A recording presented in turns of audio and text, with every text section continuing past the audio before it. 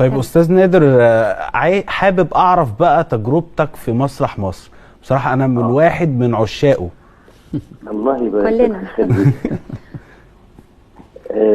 هي بص، هي تجربه خاصه جدا، لانه اولا مبدئيا يعني في عوامل لنجاح هذه التجربه.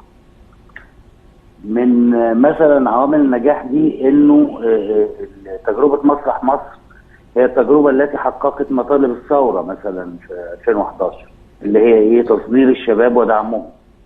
فعلا. فجأة وجدنا نجم كبير بيصدر شباب وبيقف وراهم وبيقدمهم للجمهور.